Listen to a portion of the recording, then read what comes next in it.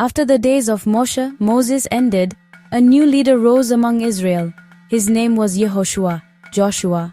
He had walked beside Moses, had seen the Red Sea part, had stood on the mountain trembling before Adonai. Now the task was his, to lead the people into the land that was promised. But it was no small task.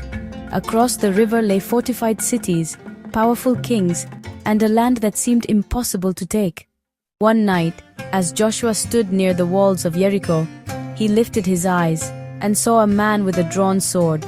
Joshua called out, "Are you for us or for our enemies?" The man replied, "No, I am the commander of the army of Adonai." Joshua fell to the ground, removing his sandals, because he knew once again he was standing on holy ground.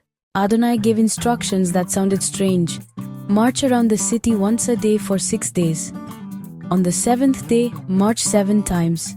Priests blowing shofars, the people silent. And so they marched, day after day, the walls of Jericho towering above them, the enemy watching from behind stone.